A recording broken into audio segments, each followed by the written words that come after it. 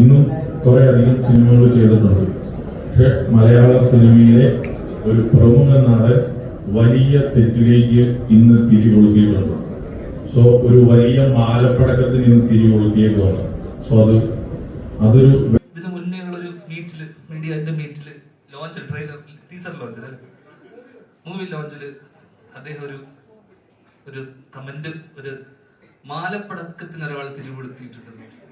സ്വാഭാവികമായിട്ടും ലിസ്റ്റൻ സ്റ്റീഫന്റെ ഹൈദർ അലി അല്ലെ, അച്ഛന്റെ സ്ഥാനത്ത് കാണുന്ന ഹൈദർ അലി എന്നെ വിളിച്ചു ചോദിക്കും,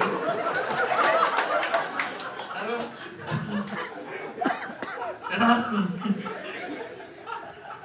നിന്നെ തെറ്റാണ്. കാരണം മാലപ്പടക്കം തിരികൊളുത്തി, സ്വാഭാവികമായിട്ട് പടക്കം മാല. അങ്ങനെ ഞാൻ ഭയന്നു, ഞാൻ പേടിച്ചു. ഹൈദരലി വിളിക്കും, ഇന്നത്രോടെ വിളിച്ചു രാത്രി 4 ഞാൻ തുരുതുരാ വിളി. ഹൈദർക്ക അതൊരിക്കലും അങ്ങനെ ആവാൻ പാടില്ല. അല്ലല്ലല്ല, ഇത് അങ്ങനെയല്ല, ഞാൻ തുടങ്ങി കഴിഞ്ഞു എന്ന് പറഞ്ഞ അവിടെ ലാപ്ടോപ്പ് വെച്ചിരിക്കുക സാധനം.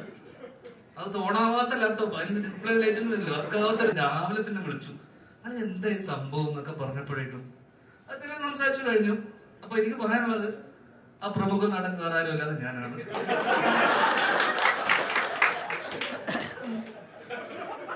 ഞങ്ങൾക്കിടയിലുള്ള പ്രശ്നങ്ങൾ ഞങ്ങൾ സംസാരിച്ച് തീർത്തിട്ടുണ്ട്.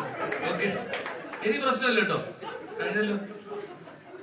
വേറെ ആരുമില്ല, അത് അദ്ദേഹത്തിന്റെ മാർക്കറ്റിംഗ് സ്ട്രാറ്റജിയുടെ ഭാഗം. കാരണം ഈ പടം എങ്ങനെയെങ്കിലും ആൾക്കാരിലേക്ക് എത്തിക്കുക എന്നുള്ള ഒരു പ്രൊഡ്യൂസറിന്റെ വലിയ കടമയാണല്ലോ.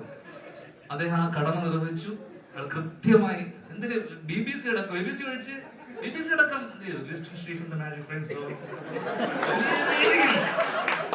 എവിടെയോ എത്തി അതിന്റെ ഒരു.